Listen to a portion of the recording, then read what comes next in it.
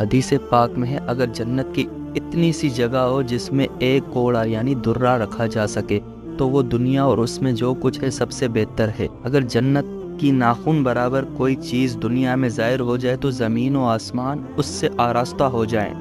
اگر جنتی کا کنگن ظاہر ہو جائے تو آفتاب کی روشنی مٹ جائے جیسے سورج ستاروں کی روشنی مٹا دیتا ہے۔ جنت میں 4 دریا ہیں، ایک پانی کا، دوسرا دودھ کا، تیسرا شہد کا اور چوتھا شراب کا۔ پھر ان سے نہریں نکل کر ایک ایک مکان میں جا رہی ہیں۔ ان نہروں کا ایک کنارہ موتی کا، دوسرا کنارہ یاقوت کا اور زمین خالص مشک کی ہے۔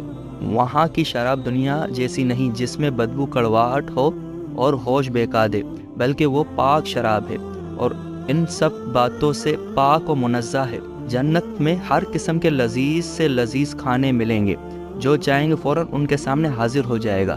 جنت میں ہر قسم کی آرائش میسر ہوگی، ہر شخص کے سرہانے کم از کم 10,000 خادم کھڑے ہوں گے اور ان کے ایک ہاتھ میں سونے اور دوسرے ہاتھ میں چاندی کے پیالے ہوں گے جن میں نئے نئے رنگ کی نعمت ہوگی، ان کی جوانی فنا نہ ہوگی۔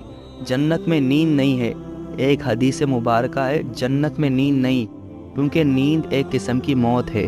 جنتی جب جنت میں جائیں گے تو اعمال کے مطابق ان کو مرتبہ عطا فرمایا جائے گا اور اللہ تعالیٰ کے فضل کی حد نہیں ہوگی۔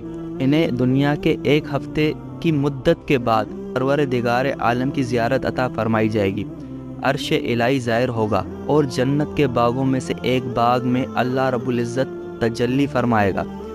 زیارت کے بعد اپنے اپنے مکانوں میں جائیں گے، ان کی بیویاں استقبال کریں گی۔ جنتی باہم ملنا چاہیں گے تو ان کے تخت ایک دوسرے کے پاس چلے جائیں گے۔ جنت میں ایک حوض ہے جسے حوض کوثر کہتے ہیں، اس حوض کے گرد ہی نہریں بہتی ہے۔ اس کے علاوہ جنت میں 5 چشمے بھی ہیں۔ جنت ایک مکان ہے جو اللہ تعالیٰ نے ایمان والوں کے لیے بنایا ہے۔ اس میں وہ نعمتیں مہیا کی ہے جن کو نہ آنکھوں نے دیکھا، نہ کانوں نے سنا، نہ کسی آدمی کے دل پر ان کا خطرہ گزرا۔ جو کوئی مثال اس کی تعریف میں دی جائے سمجھانے کے لیے ہے، ورنہ دنیا کی اعلیٰ سے اعلیٰ شے کو جنت کی کسی چیز کے ساتھ کچھ مناسبت نہیں۔ جنت کو جنت کیوں کہتے ہیں؟ عربی میں جنت ایسے گھنے باغ کو کہتے ہیں جس میں درختوں کی وجہ سے زمین چھپی ہوئی ہو۔ مسلمان کو بروز قیامت ملنے والے گھر کو جنت کہنے کی مختلف وجوہات ہیں۔ نمبر 1 جنت میں باغات ہیں۔ نمبر 2 وہ دنیا میں نگاہوں سے چھپی ہوئی ہے۔ نمبر 3 عالم غیب میں سے ہے۔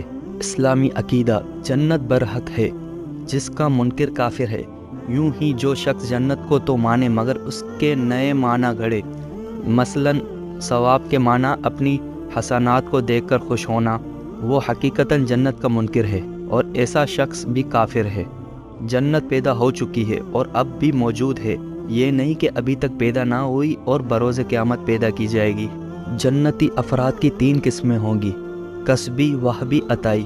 کسبی جنتی وہ ہیں جو اعمال کی برکت سے جنت میں جائیں گے۔ وہبی وہ ہے جو کسی جنتی کے طفیل جنت میں جائیں گے، جیسے مسلمانوں کے چھوٹے بچے۔ اور عطائی جنتی وہ مخلوق ہوگی جو اللہ پاک جنت کو بھرنے کے لیے پیدا فرمائے گا۔